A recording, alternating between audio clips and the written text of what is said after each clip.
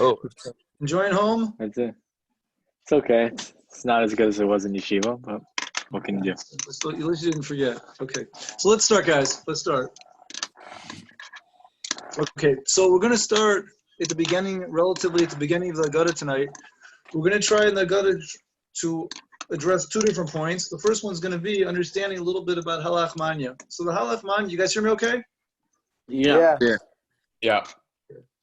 So Halach Manya, we begin by breaking the matzah, the middle matzah, and saying this is the bread of affliction that our fathers ate in Mitzrayim. And that should immediately raise a very important question for anybody who has read the Haggada before. When we get to the middle of the Haggada, right before we eat the matzah, we make a statement. We say this matzah, right, that we're eating, al shema. Why are we eating it? It says we're eating it because our fathers left very, very quickly. You guys have Haggadas? You brought Haggadas? I sent you an email to bring Haggadas, please. You guys brought the Haggadas? Beautiful. Good. So it says matzah zeh shanu ochlin al shuma. Why do we do it? You guys with me? Yeah. Yes. Yeah, James, you got a Haggadah over there? I'm getting one. Okay. So it says, Al Shum Shalo Hispik Beitzam Shalav Hosseinu Lahaf Mitzat Shnigol Melech Malchim Lachim. Right? So later on in the Haggadah, we clearly say that the reason why we eat the matzah is because Hashem saved us very quickly. Right? Matzah is fast bread that you make very fast. And it reminds us of the speed that we left Mitzrayim, which is obviously very different than the bread of affliction that our fathers ate in Mitzrayim. You guys understand the question? That was a question. There was a conceptual question mark at the end of those two statements because they don't fit. James, you follow? Yeah, is this in Magi? What? Where is this? This is... We have a contradiction between before Magid, we say Halach Manya. Before we start before Magid. We're starting at the very beginning of the Haggadah. So when you first get to the beginning of the Haggadah, you'll have a wonderful Devar Torah to share with your table, which will change the whole meaning of your Seder. Wait, it's the first thing in Magi, no? Well, it's really, the Magid really starts after that. This was something which was added later on. That's why you'll see it's in Aramaic. It's not even in Hebrew. Magid's all in Hebrew. The Magid starts with the Manishtana, but right before that, we got the Halach Manya, which is which is right before that, basically. We pour the cup, the second cup, after this Halach Manya, and that's right before the Magid.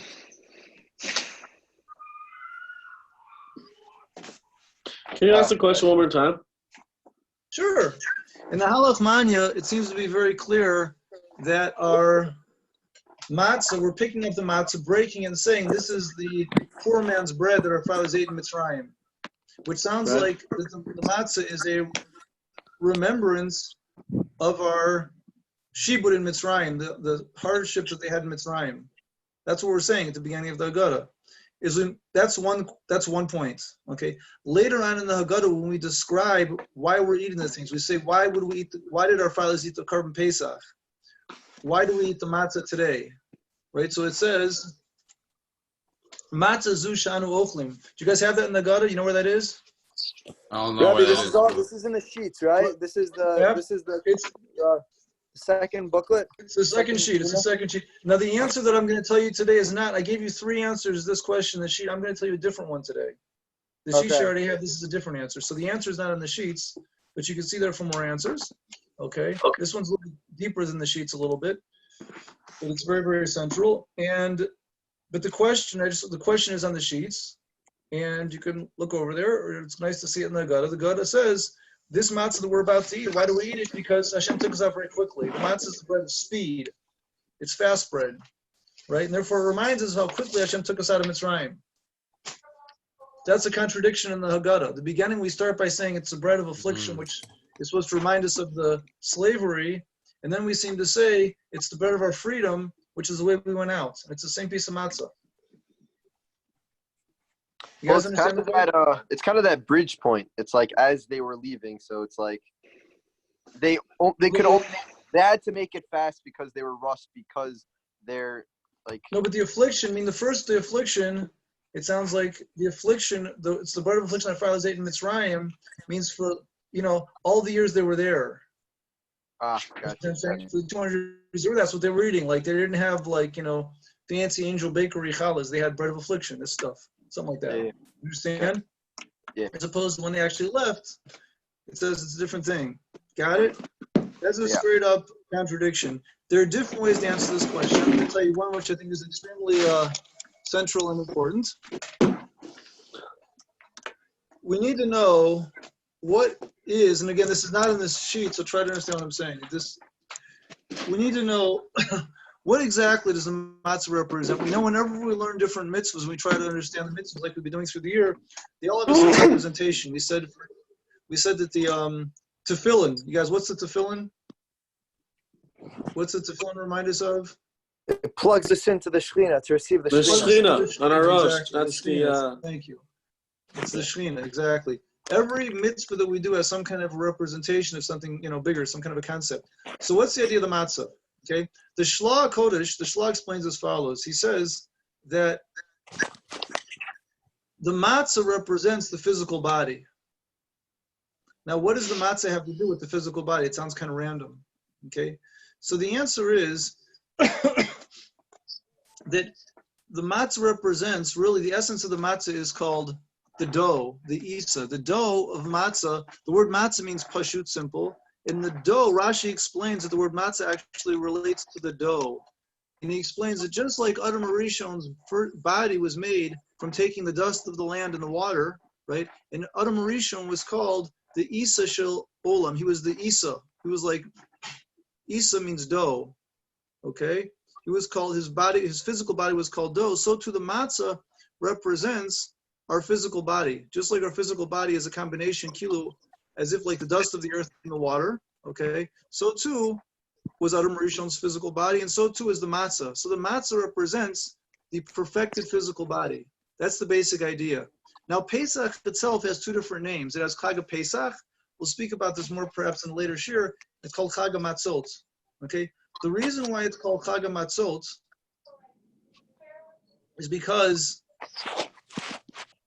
Pesach itself is a recreation of man. What's happening really on Pesach is that the Jewish people went down to Mitzrayim because they had to fix up the sin of Adam Rishon. You guys all know about the sin of Adam Rishon. We'll develop this more. We're going to, in next class or one of the coming up classes, we're going to talk about the four different aspects of the sin of Adam Rishon, how it's represented by the different fruits of the Ched of the Eitz Hadas. We're going to explain how it comes into all different fours in the Haggada also. 4 different Lashonos of Geula and the Pesach Matzah and all these nice things. But right now we need to know that the whole process of going down to Mitzrayim was trying to recreate man. Man, after ate from the Eitz Hadas, got all messed up. And Yetzias Mitzrayim and the whole exile of Mitzrayim was a process which was supposed to fix man's physical body up.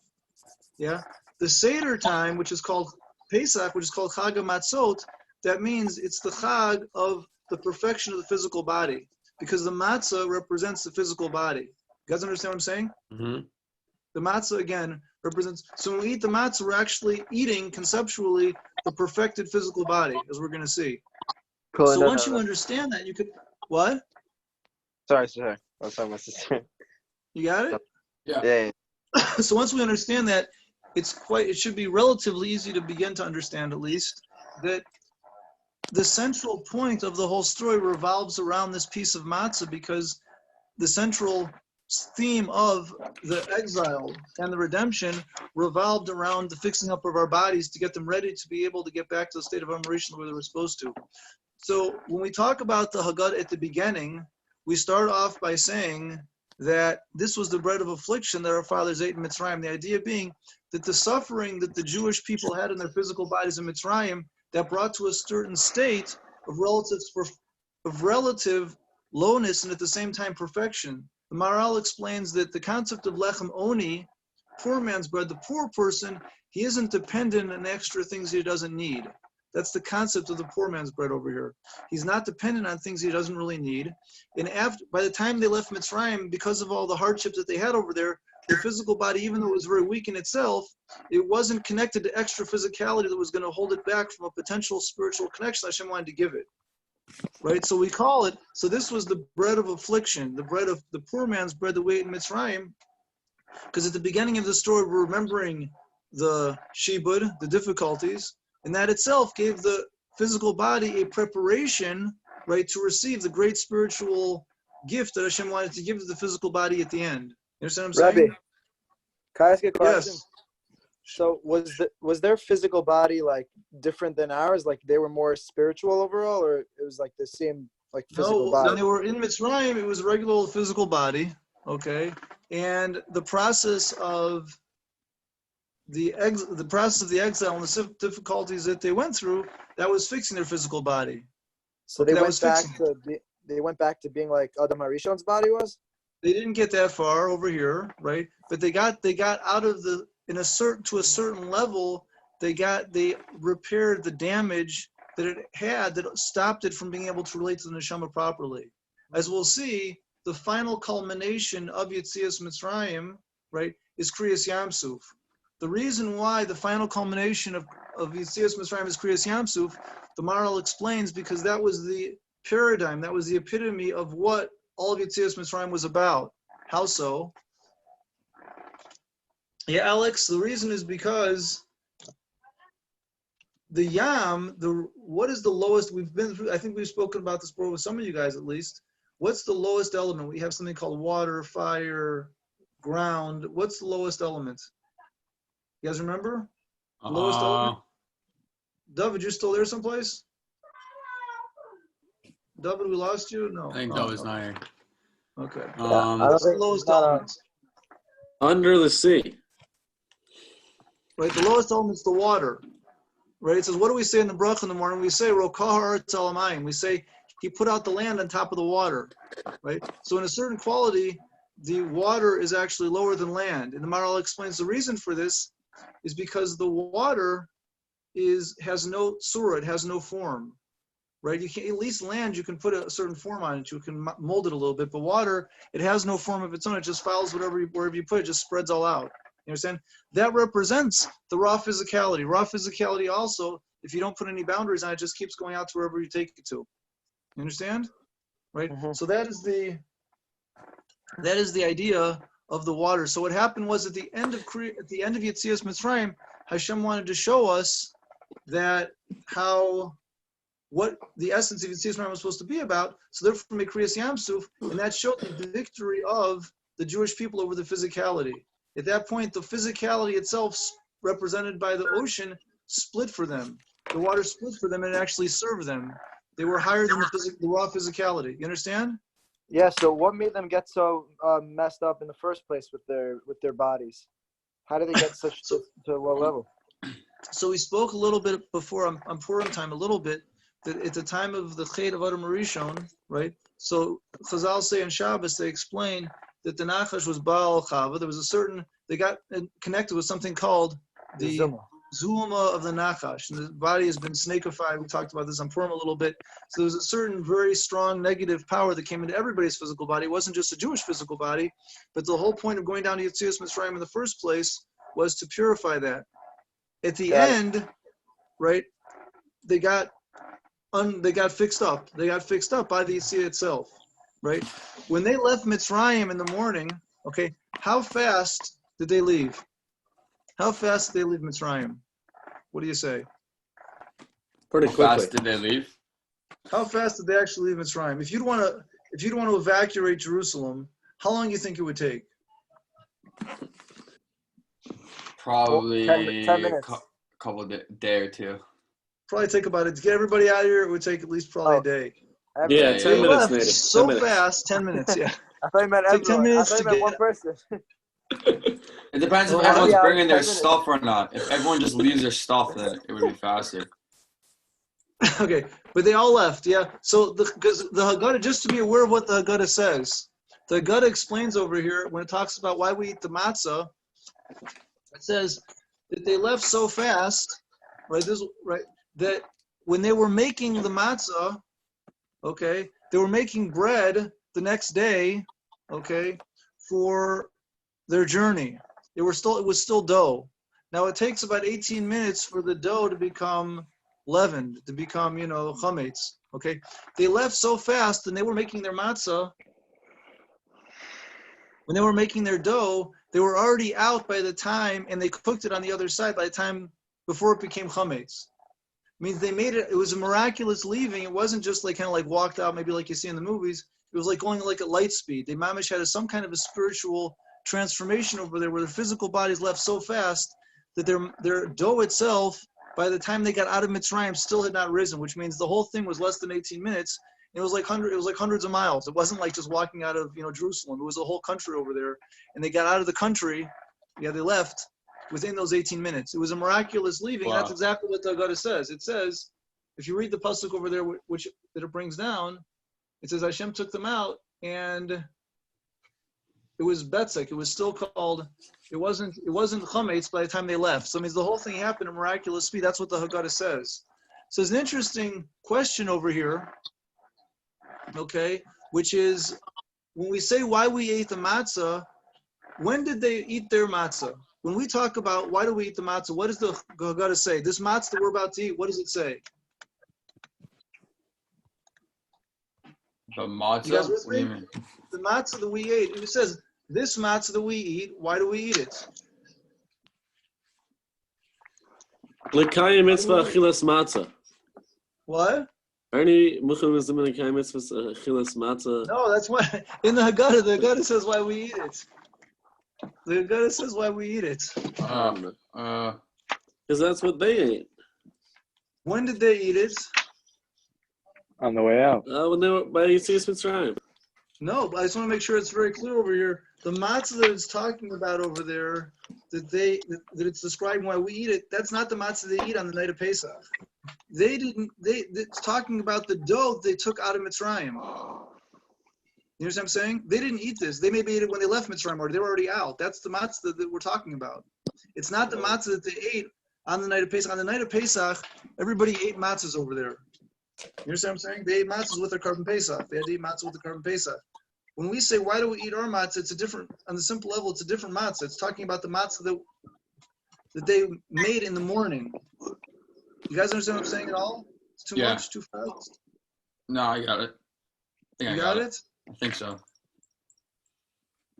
Nah, Rob, I'm not getting it. Who said they're not getting it? Who's that? James.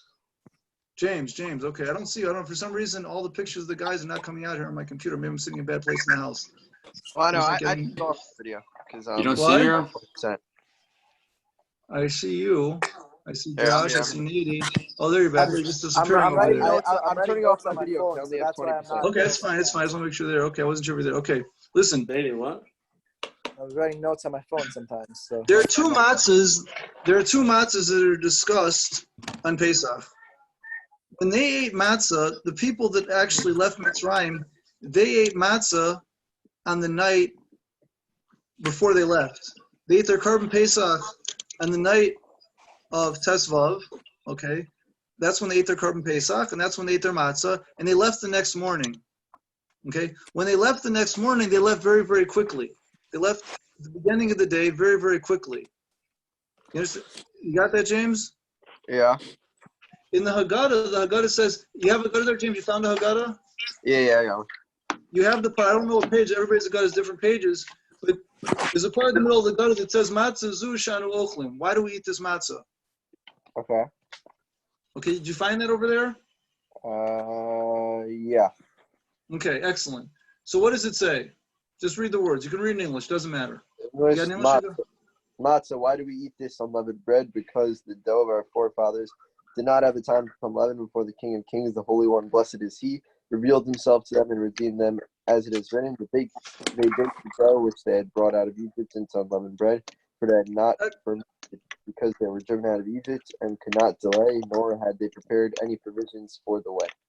Excellent. So what's that saying? What is that saying? It's saying that in the morning, when did they leave? They left in the morning. They ate their matzah, their carbon Pesach in the morning of the night before. Yeah, they left in the morning. So it's describing bread that they took out from Egypt in the morning. When did they eat it? Maybe they never ate it. It doesn't make a difference. As anyone's talking, it's not talking about them eating it. They ate it maybe, a week later. Doesn't make a difference. But we're describing that the matzah that we eat now is reminding us of how quickly they went out. It's not even the matzah that they ate at night on a simple level. Do you understand what I'm saying? Right. Okay. Here. Well, you got it, James? Thanks, yeah. What I'm saying, this matzah I'm about to eat now, I would have thought this matzah that I ate is the same matzah they ate. Over here it's saying, this matzah I'm eating now is the matzah to remind us of how quickly they went out in the morning. Okay. You got it? Yeah. Okay, excellent. So how quickly did they go out in the morning? We explained they went out at light speed. Okay? 10 minutes. They went out at light speed. What? 10 minutes. I was right. 10 I was minutes. right in the end. That's what I was referring to. I said 10 minutes. It was like 10 to 18 minutes. Yeah, but the question was how long should it take, not how long did it take. All right. You're right in the end. You're right in the end. You got to make me look good. Okay. Yeah. So the point is, the matzah itself has two different faces. Right? We explained before, when they left, okay, why did they have to leave so fast? Why was it so important that they should leave exactly at that moment? And why was it so fast? The reason it was so fast is because when they left, that was really the essence of the redemption. The idea is speed has to do with spirituality. Spiritual things, the Maharal explains, And move very quickly. Physical, yeah, exactly. Need some alacrity. Physical things go much slower. This is the reason why, says the Maharal, when Adam Rishon was in Gan Eden, right, everything was at a much higher spiritual level. So things grew. A tree would grow one day. It didn't take so long for things to happen. It says a woman would give birth in a day. You wouldn't have to wait 9 months. It was all very quick. Everything was much faster because it was working at a much higher spiritual level, plane of existence, right?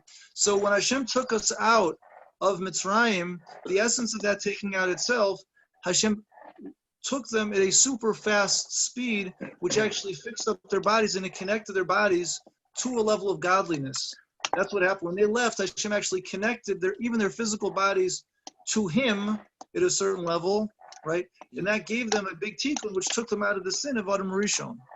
Today, we don't go out like that. 1 second, let me just finish off the sentence. Our matzah itself, that's what our matzah does. Our matzah gives us gives our physical body a certain connection with godliness, which is similar to what Adam Rishon had when he was first created.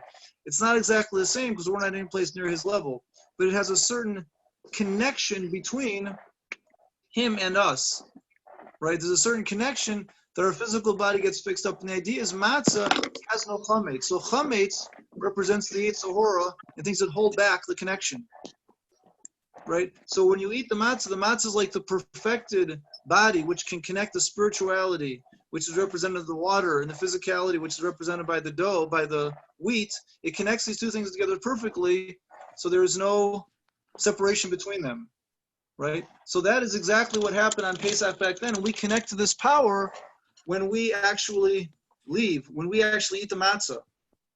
Shalom Yair. Shalom, Rob. Hi, good to see you.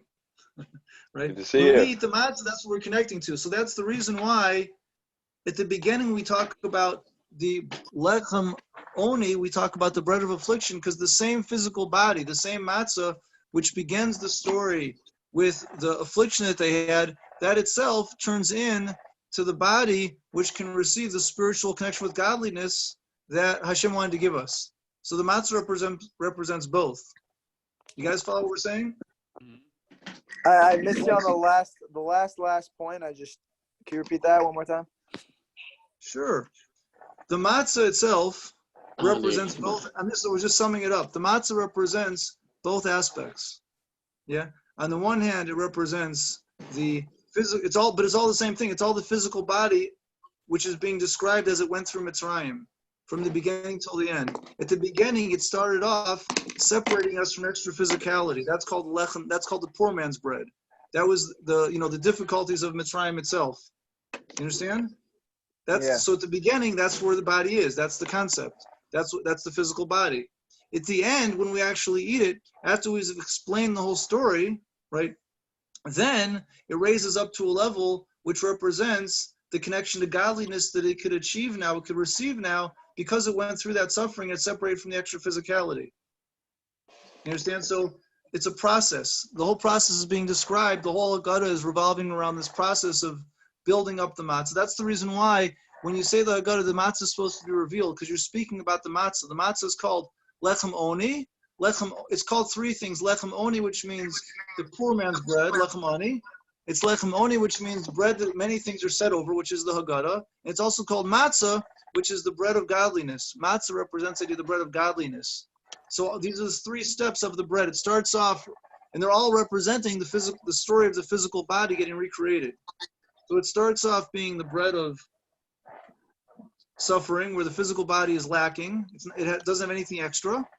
Then it moves to, we talk about the story where all the miracles happen around it, right? And then it represents the bread of godliness, where the physical body gets reconnected with the godliness. And then that's when we eat. That's where when we eat it, that's what we're really connecting to. You understand? So it's got all three qualities. You guys follow? Yeah. Just write it down. Nady, you got it over there, Nady? Yeah, I think so. That's Okay, enough. so we start again. We start at the beginning. We got this halach manya. We have a question.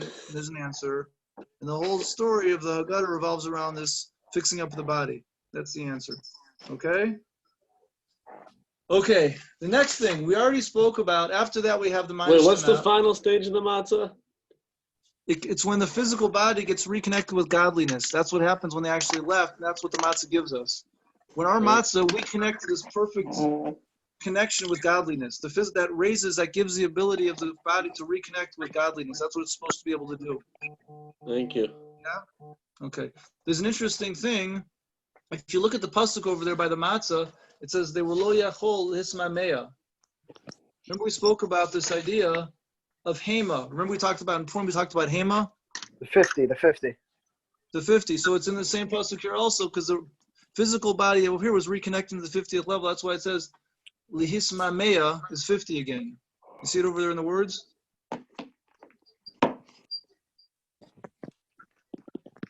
That word lihismameya ends off with that 50. Yeah. Hey mem hey. Because that's the perfection of the physical body again. That's what happened. That's why I had to leave so quickly, because it got that reconnected back to the 50th level over here and left Mitzrayim. That's where it started. Got it? Okay. That is one thing. The next question we want to talk about.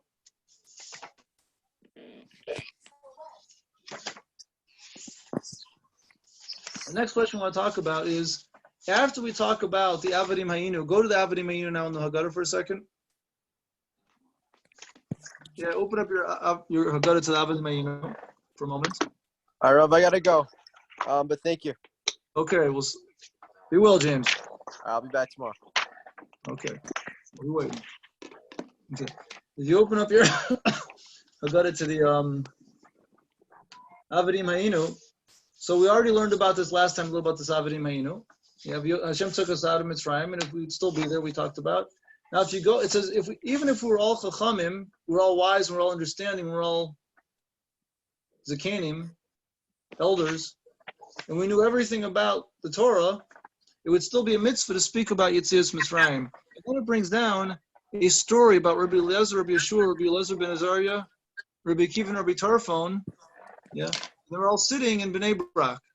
They were all sitting in Bnei Brak, telling the story of Yetzias Mitzrayim on Pesach night. Okay, right?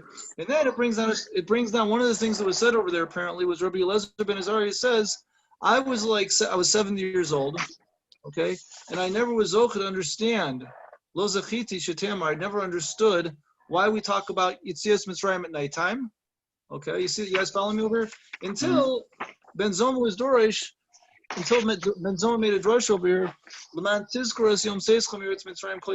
until he made a drush that you should remember, say Yetzias Mitzrayim all days of your life, and says the days of your life are the days, and the nights, Kol Yimei Chayecha comes to include the nights. Yeah? And then it says, the Chachamim say, Yimei Chayecha is Olam Hazeh, and Kol Yimei Chayecha is Yemos Mashiach.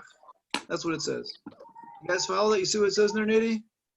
I hear it. I don't have a Haggada on me, but I'm following. Oh, it's too bad. You need a Haggada on you right now. It's not good. Nady, what are you doing, Nady? Come on. Right. Okay, listen. There's a very, very big question over here. There's a very, very big question. Okay? The question is as follows. Yeah? This statement of Rabbi Eliezer ben Azariah is not speaking anything about our mitzvahs talking about Yetzias Mitzrayim on the night of Pesach. There's a mitzvah. There's two mitzvahs. There's one mitzvah to speak about Yetzias Mitzrayim on the night of Pesach, which is what we do on Pesach night, right? And there's another mitzvah every day of our lives to remember Yetzias Mitzrayim. You guys understand what I'm saying? Right. Yeah. Yes, 100%. Yep. Did you follow? Nope. Maybe. Alex, Who want to wants to explain that explain the back? question? Who wants to take Alex has got it. Alex, you want to explain the question to us? Yeah, why is this night different than all other nights? Meaning we have already a mitzvah, a constant mitzvah. One of the 6 constant mitzvahs is to Asher says Zocher, Asher says Chaver Mitzrayim. So why do we have to say Avnei Ma'inu, right? Is that it? Not bad, not bad. Let's Okay, go. listen carefully. Listen carefully. Yeah. No, that wasn't actually it. That wasn't it, buddy. Now he's gonna say the real question. Listen carefully. All right, Nate, it's better than nothing. This bro. night, they were together. There was a gathering of the big rabbis. The rabbis had a big seder in Bnei Brak, okay? A big seder in Bnei Brak. And it says one of the rabbis started talking about, one of the rabbis there was Rabbi Elazar ben Azariah, and he started talking about this mitzvah to remember Yetzias Mitzrayim every night. This is actually the last mission in the first chapter of Brachos. This is exactly this statement that Rabbi Elazar ben Azariah makes, right? And the question is, on this night you're supposed to be talking about things about Pesach and the obligation to remember Yetzias Mitzrayim. He's talking about a whole different mitzvah. So the question is, why is this in the Haggada in the first place? What's this doing here? Why is he talking about it in the first place on the night of Pesach? And what's it doing in the Haggada? You understand what I'm saying? It's not about, this is not talking about our mitzvah of this night. So it's very strange. Everybody asks this question. Wait, but it was. I got it. It was. I got it. It was. Wait, you got it? It's remembering Mitzrayim. Isn't that a mitzvah? It's a mitzvah every night. But On this Avnei night, Ma'inu and remembering on this Mitzrayim night is we say Avnei Ma'inu. It's not about Ah. remembering it's time. We're supposed to tell the story of going out of Egypt. It's a whole different mitzvah. Right. Nate, did you get it? Yes, Alex, I get it. Enough. Okay. So, okay, that is the question. After the question is clear, I just want to know if anybody has any ideas. What the answer might be. Any ideas there? If not, not. But if yes. Shia, just before I forget to ask you, or anybody, did anybody know? I want to get in touch with Jonathan. I don't know have his email. I couldn't find it. I don't know what the story is exactly. I don't know. I don't know. No, it's okay. Yeah, there is He's always wrong. a constant. I think I might have an answer. There's always a Okay, constant please, mitzvah Alex. to remember in general that we were taken out of Mitzrayim by Hashem, but like we don't remember that like we were slaves in Mitzrayim. So we're going in depth now in Pesach night. No, that's why. I'm not really asking why there's a mitzvah to say the story even on this night. What I'm asking is, Yeah. what I'm asking is, we are on this night and we have a mitzvah. The question is, why are we mentioning the other mitzvah on this night? That's the question. Why Well, that's what I'm is saying because we're going in depth now. Like. no, but that's okay. Listen, okay, Hey, do you give an answer? I don't have one. it's good. You're right. Listen, Alex, I'll tell you something. Yeah. Ultimately, you're right. We are going in depth now. The question is exactly how does this go in more depth? It seems to be talking about a different mitzvah, though. Okay, I hear you. Okay, so it's only Yeah, I don't different know. mitzvah. Okay, but it is going in depth. So the answer is, on the simple level, if you look in the pasuk that's being described over there, Laman Tizkor Es Yom Seis Chamiretz Mitzrayim, you will see, this is the simple answer, we'll do a little bit deeper in a second, but you'll see over there it talks about, in the pasuk, it's in Devarim, Parshas Rei, it says you're supposed to eat matzah, you're supposed to eat the Karban Pesach, in order that you should remember the going out of Mitzrayim all the days of your life. Which means to say, what that's really saying, if you look at Rashi over there, you just look at the pshat in the pasuk, that Pesach in a certain quality is not like other chagim. Why is Pesach not like other chagim, other festivals? Because Pesach, when we eat the matzah on Pesach, it's not just about Pesach. It's supposed to be a way to remember Yetzias Mitzrayim for all the days of your life. So we're coming now at the beginning, starting to talk about all the miracles of Mitzrayim and the story of Mitzrayim, right? We have to also know that we're trying to get charged up for the next year. We're supposed to take the excitement that we're doing now in Pesach, right? And that's supposed to be preparation for the rest of the year. Then we take that message with us every day and remember it every day. We're supposed to get a new level of excitement on Pesach, and then as a result of that, we continue and bring it out the rest of the year. That's what it says, Laman. We do this matzah, Laman Tizkor Es Yom Seischem Eretz Mitzrayim, in order to remember the going out of Mitzrayim all the days of your life. Whether it's going to be the daytime and the nighttime, twice a day. You guys understand what I'm saying? So it's important to include it in the Haggada to tell us that this Haggada we're doing now is supposed to be a preparation for our next year. That's why it's important it should be here. You guys understand? You got it, Nady? Yeah. Yeah. I don't think so. For real? Got it. Yeah, You yeah, really for got it, real. Nady? For You're real. just saying Alright. yeah. Okay. 100%. I can believe it. Yeah. 100%. Yeah. 100%. Okay. That's good. Okay. Yeah. So that's the reason why it's here. Now there's another answer which Alex told us, which is a little bit deeper. Alex was talking about the deep answer. Oh, listen carefully. What is this machlokas? We see over here, it says that Benzoma says, he brings down, Benzoma says, you should remember Yetzias Mitzrayim, Yemei Chayecha is the daytime, Kol Yemei is the nighttime. Right? And the Chachamim say, no, it's Yemei Chayecha is the daytime, Kol Yemei is Yemos Mashiach. The Gula. What is the machlokas over here? So the Gemara in Brachos tells us what's the machlokas. This is very important. What is the machlokas? The question is, says the Gemara, okay, this is very central in understanding all of Pesach, and especially what the God is about at a certain level. What is the relationship between the original Yetzias Mitzrayim and the final Geula? That's the question. What is the relationship between the initially Yetzias Mitzrayim and the final Geula? So Just like Benzoma over says, there, yeah, Rav, I think What? I got an answer. I think I have an answer. okay, Just like over there, like we weren't zocha to be taken out. It was just like we were taken out early, and Hashem Hashem had like rachamim on us, and He took us out early, even though we weren't supposed to be taken out. So too over here by the final geula. excellent. Okay, Alex, there's a lot of common, themes between them both. However, right, this is not something you can guess so easily. It's not something you can guess so easily. This is what the Gemara explains over there. He says, "As a machlokas, what is the relationship?" And it's just a different point. Even though there are a lot of different things, and for sure what you're saying is true, right? But in any case, what the Gemara says is that Benzoma was of the opinion that after Hashem brings the final geula, we will no longer have to remember the original geula. When Mashiach comes, when there's a final geula, the first geula will become batal.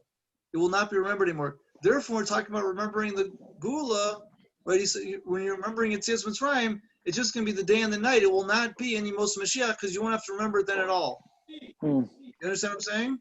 Yeah. Yeah.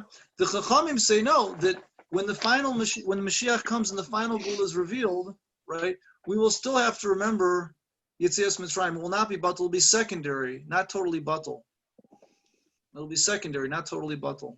Okay. So the question is, what is the machlokas over here? And what is the difference of their focus? Why is it that he says that one opinion says they will have to remember, one opinion says they won't have to remember?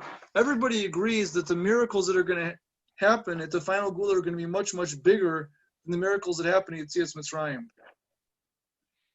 So what is the machlokas really? What's really this machlokas? It will be very possible to understand as follows, okay? That the question is, what was really the significance of Yetzias Mitzrayim? We know that Hashem came and revealed His power and wiped out the Mitzrayim, yeah? In any case, there's another topic also. There's something called the creation of the Jewish people. Yetzias Mitzrayim, the Jewish people became created, they became a nation. Okay. Now there happens to be a machlokas in the Rishonim. When exactly were the Jewish people created? Did the Jewish nation begin from Avram Avinu at the bris bein habesarim? You guys with me? You know what the bris bein habesarim is? Yeah. Yeah. The Ark of Hashem the Covenant. promised what? The Ark of the Covenant. No. The Ark of the Covenant. It was What are you the bris saying? bein habesarim. The bris bein habesarim, right, was when Hashem told Avram Avinu that He's going to give His children Eretz Yisrael and He's going to make them His nation, basically. Okay, that happened many years before Avram even came to Eretz Yisrael the first time. Yeah, He gave him a certain covenant over there, which promised him the land. Okay, you with me? Okay? Yeah. There are some opinions which say that's really the essence of the Jewish nation. From that point in, they're already called the Jewish people. Yeah, Yitzhak is called Jewish. Yaakov, his children are all called Jewish already. And basically, Yetzias Mitzrayim, from that perspective, is about getting us ready for serving Hashem, right? For serving Hashem, we have to get ready for the Torah. We have to have a bris called the bris. We have a bris called the bris Torah. We're going to come and serve Hashem, but the Jewish people are already made. Okay. There's another way to look at it, that the creation of the Jewish people themselves are a nation that serves Hashem, and until that point, they weren't even called the Jewish people yet. They were called children of Avim, Yitzchak, and Yaakov, but they really didn't become Jewish per se. They didn't become the Jewish nation until they were ready to serve Hashem. Until they were ready to do that, they weren't called the Jewish nation. Right. Okay? Everybody agrees they got the ability to serve Hashem at that time. Okay. However, the question is, did that make them the Jewish nation or not? What was the significance of that? Okay. Now listen carefully. According to the opinion of Ben Zoma, it would be very easy to understand that really the essence of Yetzias Mitzrayim, in addition to giving them the ability to serve Hashem, right, that was the beginning of something called the future Geula. Hashem promised Avram Avinu at that time, right, that he was going to choose his children. Hashem is going to give them a complete redemption. He's going to give them a complete redemption. And really, the complete redemption was supposed to happen if they would have stayed in Mitzrayim for 400 years. They would not have had to have any future Gaulises. You guys ever heard about that before? We're in the 4 Gaulises now because Hashem took us out early. You guys ever heard of this before? So it wasn't really a gift? What? So It was wasn't especially really like, Hashem took us out early. If we would have been there 400 years, it would have been the complete redemption. However, they really couldn't make it 400 years, practically speaking. They would have fallen too far into the 50th level of Tumor or something. They wouldn't have made it. So We didn't get our chance he then. completed the other 4. He completed the time we didn't go there through the other 4 Gaulises. Means the whole thing was there in potential. In the end, there would have been a complete redemption. It would have finished everything. But the reason why we had to go back to Gaulis again was because he took us out early, and so we'll have to finish it in a longer version because they couldn't really make it for those full 400 years. But theoretically, what Hashem promised Avram at that time was the complete redemption. Yeah, he made them Jewish at that time, and that would have been the complete redemption. So really what happened on Yetzias Mitzrayim was the beginning of the final redemption. That's the point of all these miracles, was the beginning of the final redemption. It wasn't a complete redemption, but it gave us a whole new start in the power of the beginning, the first revelation of the future redemption. Do you guys understand what I'm saying right now? It was a first version of the future redemption, right? Which removed all Yetzias the Mitzrayim was basically the beginning of the future redemption. That's right. It was the first shot of the future redemption. It totally it removed the Ra at that time. And the Ramchal explains that every year there's a certain power which comes back, plays itself out every year, and that chops. He says it's compared to chopping down a tree, where the evil of the world is like a big tree. bro, this year could be it then. What? This year could be it. Could be. Definitely could be. It's for sure going to do something. That's for sure. It does every year. We hope it's going to be the big one, right? Oh, But if not, Bro, can I stay at your house? I don't have a place What? to stay in Eretz Yisrael. I gotta stay at your house when the Alex, Gula I'm comes. sure your family will buy an All right, apartment. Alex. Yeah, Alex, calm down. Alex, any of you guys are always welcome. Anybody's always welcome. Oh, thank Always you. welcome. You're all welcome. Except Alex. Let me know how it Yeah. is. Take a video. In any case, right? Every year, a power of the future redemption comes out on Pesach for real, and Ben Zoma understood that since the essence of Pesach was the beginning of the future redemption, so when the big future redemption comes in itself, you don't have to remember the beginning anymore, because that was just a step to get to the end. So you don't have to remember the beginning, because the whole thing, when it comes out, obviously there's no point in remembering the beginning anymore. It doesn't have any significance. You understand what I'm saying? Yeah. Josh, you follow a little bit? Ben Zoma's I'm explaining what the machlokus is. Ben Zoma's understanding, why is it that when the final redemption comes, you don't have to remember the beginning of redemption anymore? Because the beginning was only one step to get to the final one. It was just it was a little circuit. It was a little preview of the big one in the end. It was not even the big one. When you get the big one, you don't have to remember the little one anymore. You understand? Mm-hmm. You got it, Nady? Yeah. You sure? Positive.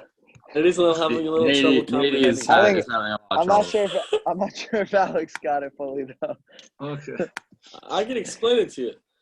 Okay, explain it, Alex. I want to hear. Okay. No. I want to hear Alex explain. And then, okay, so we You could guys have can been both taken explain it out. to yourself. We could have been taken out from Egypt. If we would have waited 400 years, then we would have got the final Gula right away. But whatever, we couldn't handle it, so we had to be taken out a little bit earlier. We wouldn't stooped the 50th level of Tumah, so we were taken out earlier. And the question is, why wouldn't we remember? So then Hashem started all the 4 new Galaxies that we're in now is because Hashem took us out early from Mitzrayim. And we had a question, like, why wouldn't we remember the fact that Hashem took us out of Mitzrayim once the final Geula comes? And it's because it's just the start of the new redemption. Beautiful, beautiful. That's exactly right. Excellent. Now, the Chachamim, we're explaining the Machlokes and Ben Zoma and the Chachamim. The Chachamim agreed with that basic idea. However, they also understood, why did Yes have to remember Yetzias Mitzrayim, right? Because Yetzias Mitzrayim was the beginning of the creation of the Jewish people. Their understanding that they were only called Klal Yisrael not from Avram Avinu. The definition of the Jewish people is not just the children of Avram. Remember, we asked a lot of times, why are we called Jewish? And I told you there's 3 different reasons. One is we have an neshama. One is because your mother's Jewish, right? And one is because God took us out of Egypt, right? So the reason of your mother being Jewish, that's because we're children of Avram. Every child of Avram, the mother always makes a Jew for the next generation. That's one real aspect. And theoretically, you can say that we're Jewish because of that, but that's not the whole story of being Jewish. So the Chachamim are understanding that we became Jewish when Hashem took us out now and fixed us up for his service, for the service of God. You understand? That's the essence of the Jewish nation, are the people that can serve God. It means we went back to the state of Adam Rishon. We can serve God and do the mitzvahs now. Before we went to Yetzias Mitzrayim, even though we were the children of Abraham and Yitzhak and Yaakov, we still couldn't really do the mitzvahs yet because our bodies weren't fixed up enough. So the question is, what's the definition of Klal Yisrael? Understand? Yes? Mm-hmm. There's 2 ways of looking at it. They're both true. You guys got it? So we could understand at this point that this is the reason why, this is what Alex certainly meant before when I asked him why we put this in. He said, because we're trying to get more deeper understanding of what's happening on Pesach, right? So this Mishnah, which has Ben Zoma over here talking, this Machlokes of Ben Zoma and the Chachamim, is explaining the essence of Yetzias Mitzrayim. There are 2 things. One aspect is that it's the beginning of the future Gula, right? And one aspect is it's the beginning of the creation of Klal Yisrael. You guys understand what I'm saying? Mm-hmm. Yeah. So that's why it's here, because it's before we start the Haggada, we want to know what's really happening, what we're thanking Hashem for. So there's just 2 different themes over here. Now you'll see in the telling the story of Yetzias Mitzrayim itself, they're actually a machlokas. Where do you start from? Are you supposed to start from Avadim Hayinu? That's what we do start from. There's another opinion that says you should start from, where does it say? It says you should start from, let me show you the Haggada. After the 4 sons, go to the part right after the 4 sons, okay? So it says, right over here, it says, you guys see it in there? In the Gemara explains this is a machlokas where we start from. It's right after What are we looking at, Rob? Well, what? Exactly. Exactly, right? So this is an expression of a machlokas in the Gemara. Where do we start the story from? Should we start back from Terach? This is talking about before Avram, that our father Avram, before him, we're Ovdei Avodah Zorah. And somehow, so you have to start the story of Yetzias Mitzrayim from there. That's according to one opinion. The other opinion says we start from Avadim Hayinu, Hashem took us out. So what's the difference? This is where the whole machlokas is the Torahs in chronological order comes in, or no? No. It is kind of strange that the Haggada does not start in chronological order because it wanted to start with the big, the Avadim Hashem took us out first because there's something very central about that it gets us to the punchline that Hashem took us out, whereas this doesn't. So it starts with the punchline, even though chronologically that's afterwards. But we want to fulfill both opinions, so we come back over here and we start the story again from over here also. The real story starts later on when it says Seyu Lamad. The real story starts by the Parsha of Bikurim, like we said before, which is the next part of the Haggada. You guys know what I'm talking about? After it talks about V'isha Amda, that's when really the Haggada starts. After V'isha Amda, that's when it really starts getting into the story. Over here is more for the kids and for the preparation. Right. Then we get into the kishkas of the story. So we have two places where we start. So the machlokas could be based, the two ways of looking at it could be very easy to understand. It's exactly as two ideas. Yeah. One idea is if we're understanding that the essence of the story was Hashem showing his miracles to remove the Ra and to bring the beginning of the future redemption, then we can understand very easily. We start from, we were slaves and Hashem took us out, right? But if we're focusing on this other aspect, which is the creation of the Jewish people, okay, then it makes sense. We want to really start the story from where we messed up and we couldn't serve Hashem properly to be his nation. You understand? So if we're talking about the opinion of, if we're focusing on this extra aspect of the creation of the Jewish people as being a nation that's ready to serve Hashem, because they have their physical bodies fixed up, you guys following me? Mm-hmm. Yes. Right? Then it makes sense we want to start the story back where it says Mitzachila of the Avodah Zorah, and now Hashem brought us close to his Avodah. Because you have to start the story from there, because that's the significance of the story also. Because we're also going to be now fixed up for the Avodah, so we have to focus on it also, because that's something we got out of it, because we used to be messed up, and now we got fixed up. You understand? Yeah. I only got one yeah. Got it. Yeah. Anybody else understand? Alex, you understand? Not in my head. What? A little bit. Not fully. That's okay. Not fully. I'm being Maybe- honest. Honestly, Maybe explain it to me. Yeah. understand? Can I Nady explain can't- it to me? Yeah, I say could it. explain it if I could stop. If I could stop laughing, I could. One of the opinions says like the ikr of the beginning part is that we weren't able to serve originally. Our bodies weren't fixed up, and then they became fixed up. So that's why it starts with mitchila hayovde of Avodah Zarah, and then we got fixed up.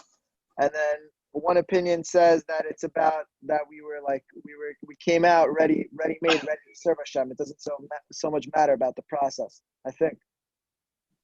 Okay. Is that Okay. it? It's all nice thoughts. Not we'll try to fix it up a little more than that. That's good. Oh, That's all, that's everything you good. said is That's true. good.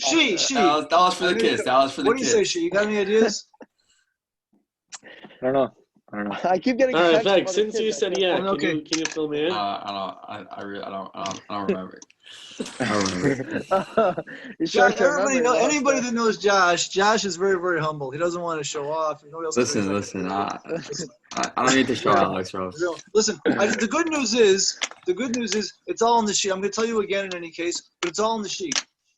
Oh, It's all on the thank sheet. I give you it's class number 3, I believe. I'm trying to write it down, except I've already done 2 pages, and whatever. It's So I It's rough. emailed you the sheets. It's all there, so you can look at the Is sheet. is the third the class. first They have to Dvar write it down. Torah in the sheets also? Listen, bro. I'm trying to What? be prepared. Not gonna cover it. First Dvar Torah about the Halach Ma'anya also in the sheets or no? No, that wasn't. That I have a hold much bigger thing. I have a whole big thing. It's a 10. I don't know how long paper is about the Seder itself.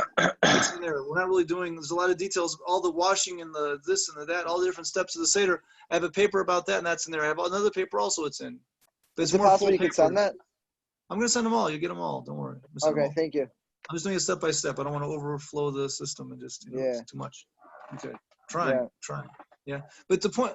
So the idea is like this. I'm just explaining that just like the Haggada introduced this idea of the machlokas between Ben Zoma and the Chum to emphasize 2 different aspects of Yetziat Mitzrayim.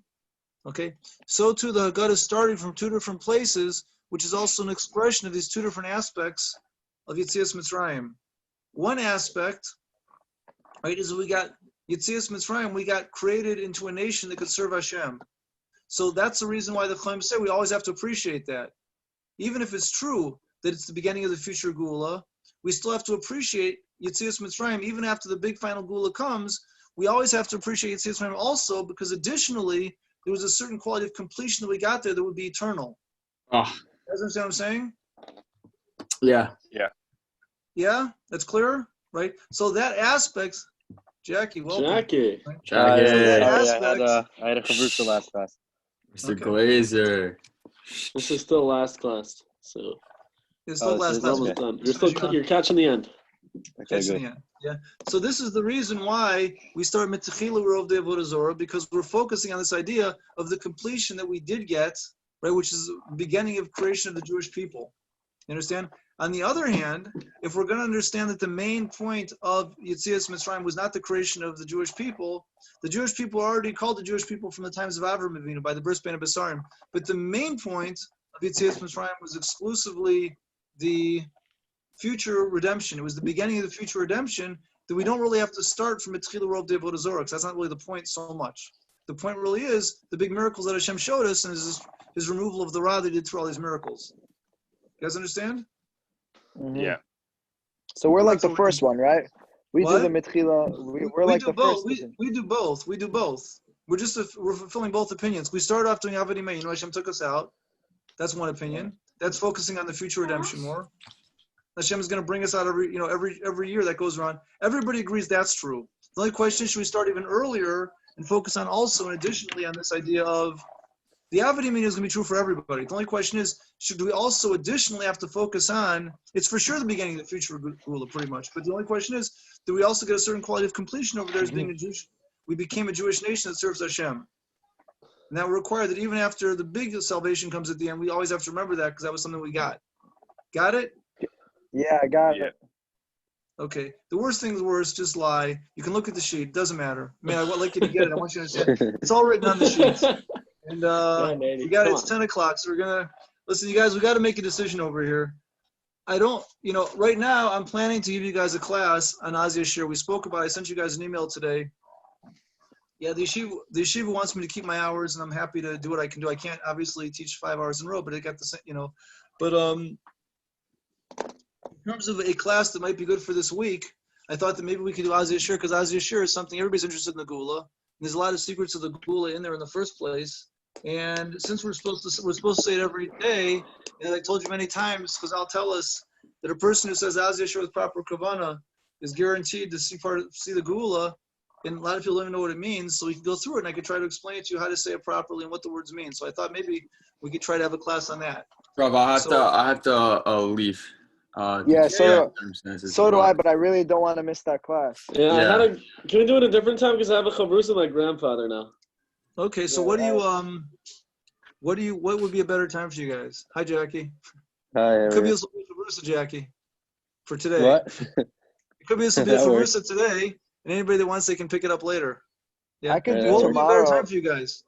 Rob, I think I can stay for a little bit. Rav, also, and then I have to go. I'm reading Rav Shimon Schwab on prayer. Is that a good book? Have you read it? He doesn't need my eskoma, Alex. It's fine. I haven't read it. I haven't read many books on prayer. Because I know you're writing one. I want, Yeah, no, I'm saying, but it doesn't mean I haven't really read many. I'm writing one. Rob, but I haven't really read many. Can we do tomorrow night? Listen, I'm going to be doing it every night. So if you can come when you can come, you can get tonight. I'm going to continue tonight because that's what I committed to do, right? But this will be on YouTube by tomorrow. It'll be on YouTube tomorrow. So you can just watch it tomorrow. Oh, okay. All right, before the next class. It'll be there. You know what I'm saying? Wait, you do? Oh, I'm saying. I'm planning every night to give from 9 to 11. That's what, I don't think it's necessary 9 to 12. I don't think I can't help a group and no one's going to stay for 3 hours. But at least I'll do 2 different classes. I'm going to do Pesach stuff the first hour, and I'm going to do Az Yashir the second hour. It's very, So it'll be on YouTube tomorrow. I hope so. Yesterday's class was on YouTube already, so I hope it'll be. I'm going to tell them to cut it in half at 10:05 or so, or 10:06, at whatever it's called, whatever the timing is at this point. I'll figure it out, and we'll cut the class and I'll turn it into 2 different things. All right, okay. Perfect. So anybody that can't stay, it's fine. You can pick up tomorrow. We'll continue what we got to Thank tomorrow. You, Rosh. Much, Rob. Tomorrow. Okay. I'll see you guys. Thanks. Rob, can I ask a question? Yes. Maybe. Who wrote the Haggada?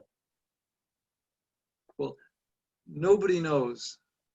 I heard it was I heard it was Rashi. Is that possible? Not possible. Definitely not possible. Oh, really? No, definitely not. No, it's definitely not Rashi. For sure not. Okay. Stop guessing. Rashi has a parish on the Haggada. Oh, okay, fine. Okay, so it's definitely not Rashi. It's a long time ago. We don't know. Some place in the Bible, Gaonim, we don't know. The root you should know for sure. The roots of the Haggada already came into we're already in the Mishnah. But the way we have it today, it was sometime before.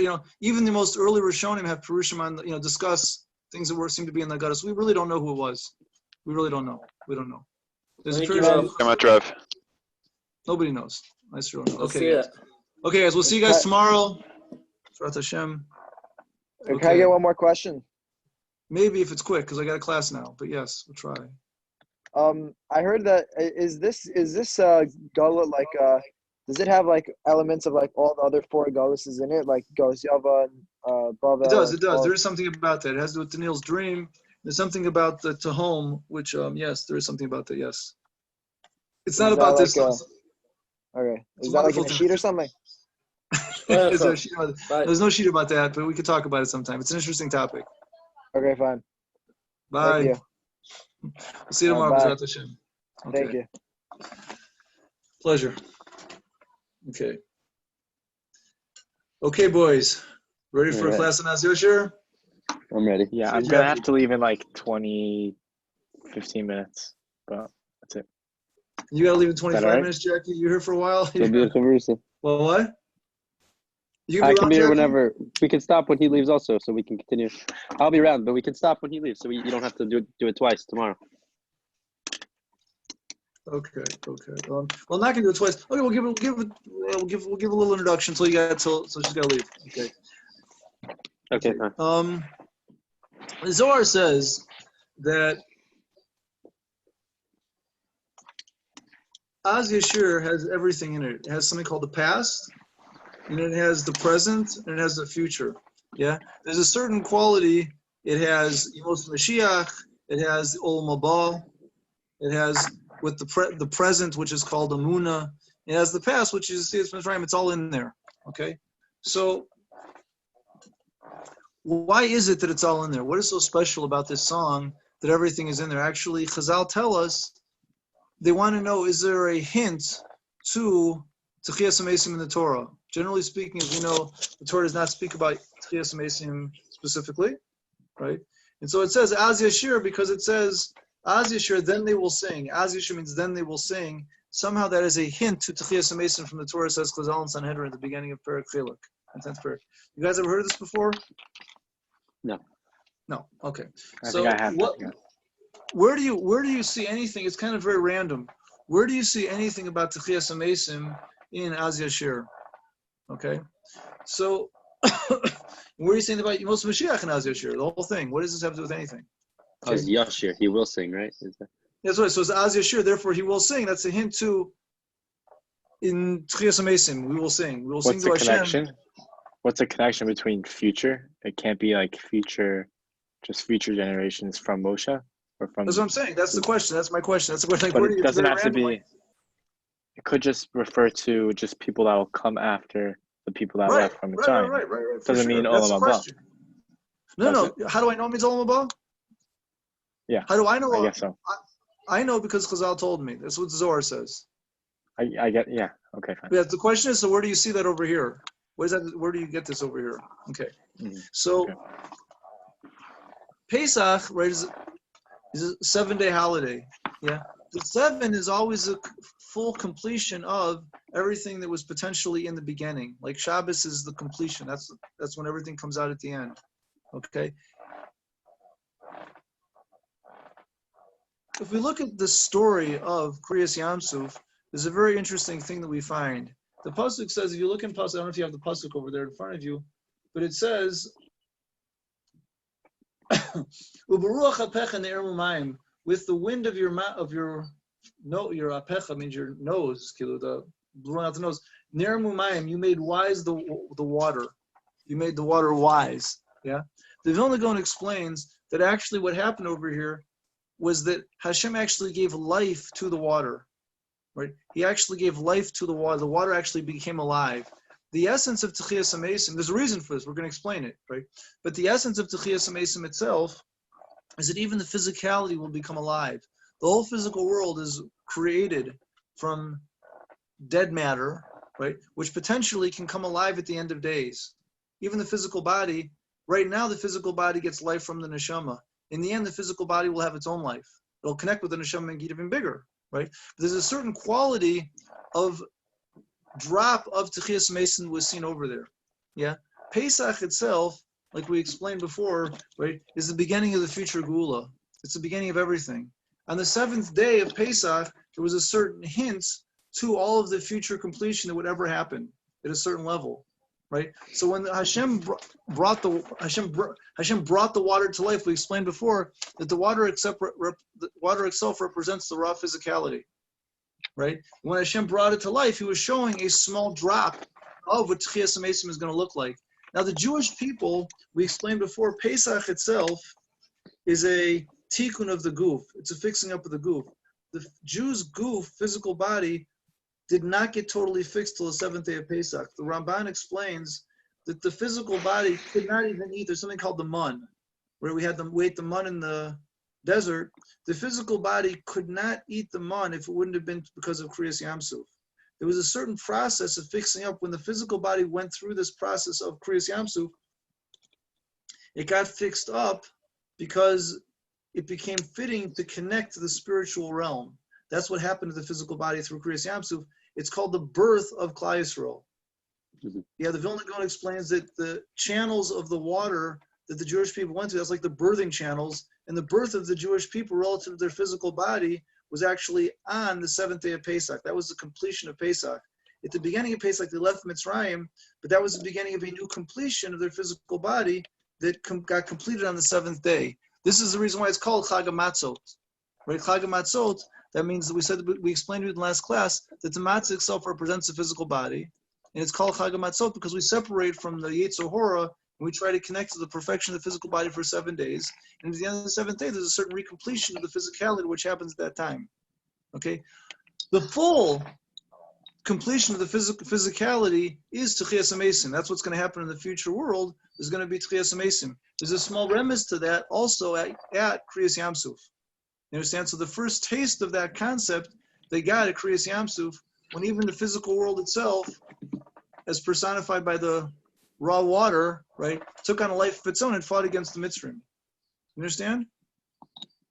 Yes? Right? Mm-hmm. Now, Yetzias Mitzrayim also represented the removal of the Ra, right? This represents the idea of Yemos Mashiach, right? There's an interesting idea that it says that even the babies in the womb, even they sang. You ever heard about this before? It's more Ksuvas, right? It says even that, maybe other places also, it's for sure. It says even the babies in the womb sang to Hashem at that time. And the question is, why did the babies, and they also saw these great miracles, what was so significant of the babies in the womb singing at this time? So the answer is because we know, the Chazal tell us, we probably know, at the time of Kriyas Yamsuf, it says even a shifcha should be yam. It says a maidservant at the Kriyas Yamsuf, they saw more prophecy than Yechezkel saw. You ever heard about this before? More prophecy than Yechezkel saw. The sky opened up, they saw all the spiritual realms, they saw all this prophecy. What was the significance of all this prophecy? What did they see?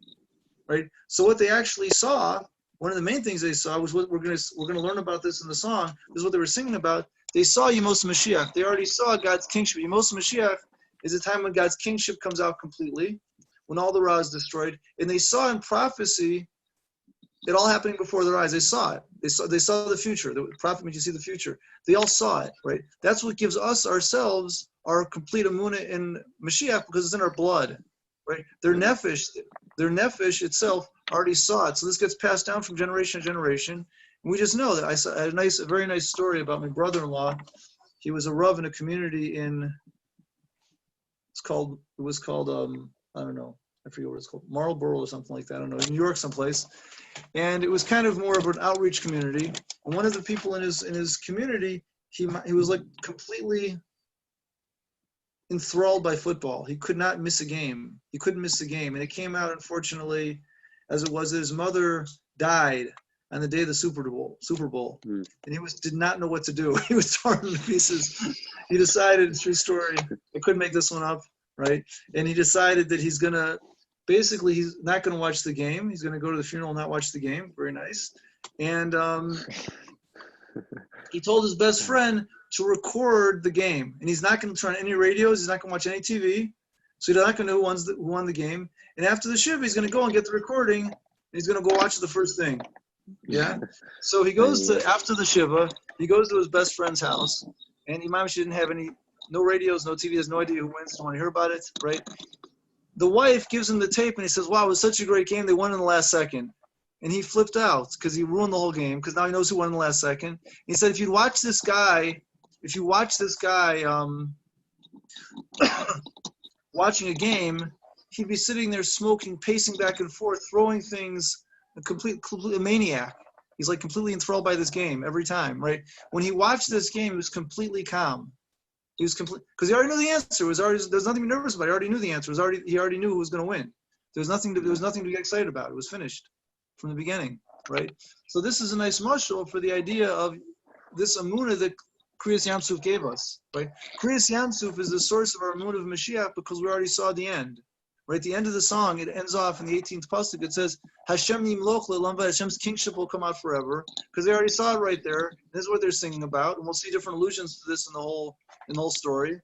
And basically, when a person sings this song with proper excitement, right, they connect to that power and they actualize that in themselves. One of the very big, it's not a secret, but one of the secrets in any case of developing a relationship with Hashem is that man has to develop the relationship with Hashem based on his actual development of the relationship with Hashem, which means to say Hashem acts towards a person the way they act towards him.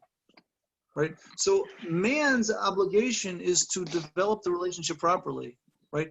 This is also relevant to Chiyas HaMesim, and it's relevant also to Yemos Mashiach. It's relevant to our connection with Hashem's kingship every day. We know that the goal of life is to connect, is to prepare to get to some place called Chiyas HaMesim. That's the whole goal. If you miss Chiyas HaMesim, it's like getting to the airport, missing your flight. The whole point of life is to get to this Chiyas HaMesim. You understand? Right? One of the prerequisites of Chiyas HaMesim is not just doing the mitzvahs, you also have to believe in Chiyas HaMesim. You understand what I'm saying? If you don't believe in it, the Gemara says you don't get it. Why? What's the difference? I did all the mitzvahs. I was a good boy. The answer is because, one of the answers is because life in this world is developing this relationship with Hashem that he's going to be the one that's going to pull you out of the grave. He's going to be the one to bring you to your proper completion even after you die.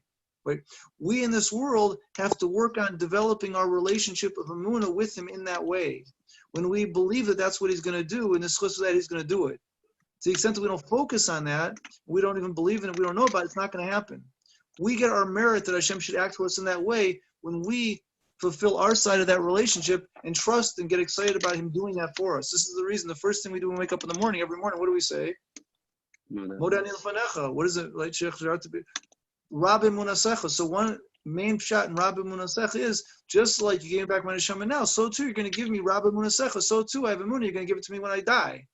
So every day we got to start by keeping our eye on the ball. We're trying to connect it right. Every time we say a bracha in Tchias HaMesim, where we daven 3 times a day, we're trying to enhance that relationship. We spoke about this also in Tefillah here. We're trying to enhance that relationship with Hashem, trusting him that he's the one that's going to give us Mechayim Mesim. He's the one that's Mechayim Mesim. We're trusting that relationship. Az Yashir is a similar idea. Also, we're saying Az Yashir, we're getting excited about this idea that in the end he's going to give us Tchias HaMesim. He's going to bring back our physicality to this highest level where it can itself sing to Hashem. You understand? So when we're reading, when we're singing it, this awakens that power within us that has this knowledge of Tchias HaMesim, this knowledge of Yemos Mashiach. We're trying to reconnect to that to understand and to get excited about that aspect of our relationship. So every day when we do that, we're getting excited about that. That actually actualizes Hashem's ability to act towards us in that way. It gives us the merit that we should deserve, that Hashem should act towards us in the exact way that we're acting towards him. We're getting excited about that. So he's going to respond to us in that way. That is a short introduction, at least, about Isaiah. We'll start hopefully tomorrow get into some more details about the song itself. Something else. Is there a Mila to be buried in Israel in terms of Tchias HaMesim? Is it better to be? Yeah, in terms of being. Oh, for sure. Well, not that a person is not. It just says that Yaakov Avinu himself, it says by Yaakov, and he wanted to be buried here, so he shouldn't have to have the pain of having his bones have to like roll here from Chutz Lords. That's what the measure says by Yaakov. What? We take that literally? Well, I don't know literally or not, but it was enough for Yaakov Avinu to literally, it for sure literally means that he wanted to be buried over here. There was some advantage of over here. Yeah. That's for sure literally what it means. Literally what bones rolling have to, I don't know. But, it's whatever literally is going to happen, I don't know, but it sounds like there was some kind of advantage. If you ask, the question is there an advantage to be here? The answer would seem to be from Yaakov. It seems like yes, because if he was worried about it, I can't imagine he wouldn't be worried about it. Yeah.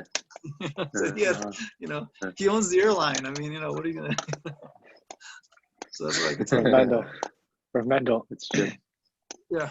Is there more to Tchias Mason aside from anyone that passed away already will come back, or is there more to it, or that's really the main idea? Are there other things that come back also, or do we come back different? The Leshem says that everything, I mean, even in it, like we're saying over here by Tchias, like by the ocean, everything is going to be alive. There's a certain Tchias Mason means all the kofos of the whole world become alive, right? Man is going to be the central topic over this.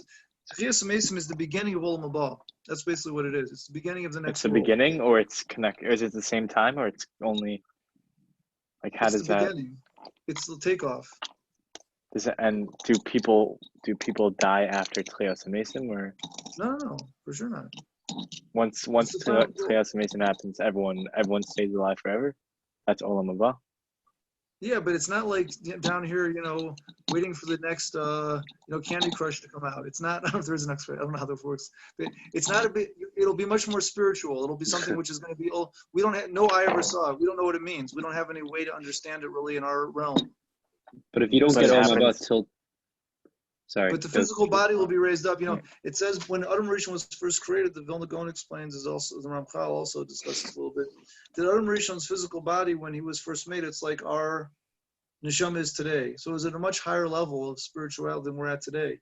When Tchias Mason happens, it's going to be much more than that. It's a different realm of perfection. And a person is going to be like a little direct base of with God, each individual. Right, so it's not something that it's different. It's all different realm. There'll still be a physical body, but it'll be a much more spiritual form of a physical body. And there'll be, better things going on than eating pizza. However, are we in this world? Is it in this world, or it's in this somewhere world? else? But the whole world. This is what it says, that in the 7th millennium, right?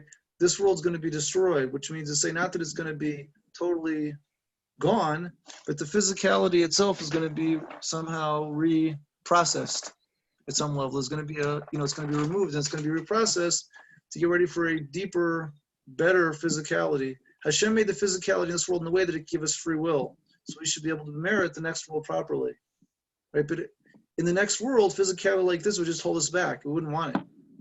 You see what I'm saying? So everything's going to get fixed up, but it'll be our physical body. It'll be our physical body. The physical body itself will get. The physical body has a couple different layers over there. In the most physical part, that's like dirt, right? That what we have today, it's kind of like an effect a little bit. That most external layer is kind of like just an effect of the sin of the Yetzer Das. So it will be the physical body. It'll be a more internal version of the same physical body, though, not the external one we have today exactly. But it will be the same. It's just different. If you don't get Olam Haba till after Tchias Mason, then where do everyone that dies goes until then? They go to a spiritual, what do you call, like a ambassador's lounge. It's called Olam HaNeshamot, right? So they go to this place up in Shemaim. It's called Olam HaNeshamot. That's why the Ramchal calls it in Derech Hashem. And basically, the neshamas hang out there, and they have, as much debate as they can with Hashem through learning Torah. Learning Torah itself is this like special way that the neshama connects to Hashem, like we've spoken about in the Torah classes. But basically, that's where they are. They get power, they get more power to get ready for Tchias Mason, but that's not the next world. That's called Olam HaNeshamot. It's called Gan Eden. Olam Haba is something which didn't happen yet. There is no Olam Haba. We don't have that yet. It didn't happen. Wow. It happens on the 7th millennium. You understand? So we're waiting. It didn't happen yet. You got it? Yeah. Okay. So in any case, Az Yashir, that connects us with the future, with the present, and the past. We'll speak about what future present. We just spoke a little bit about the future right now, with the excitement trying to get to connect with that. We'll speak about what it means, the past, the present, the future. More Bezrat Hashem. We'll go through every word of the Az Yashir. We'll try to explain it, and Bezrat Hashem will be that much better for it. Okay, guys, have a great evening. My pleasure. Thank you so much, Rav. We'll continue on Pesach tomorrow, Bezrat Hashem. So tomorrow at 4 o'clock also? I mean, at 10 your time? It'll be 10 my time, yeah. Yes. Okay, perfect. 10 or 9? I start the Pesach thing at 9 and I go to 10. And then, then is that going to be? That's going to be an everyday thing.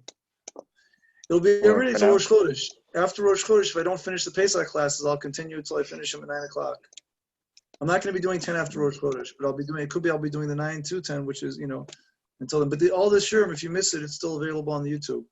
You just put in YouTube Nativ Rav Mendel. You'll pick him up. You Okay. get the Pesach classes. Perfect. Okay. Okay. Thank you so much. Thank you. My pleasure. Have a good one. Thank you. You too. Pleasure. Have a good night. Have a good night.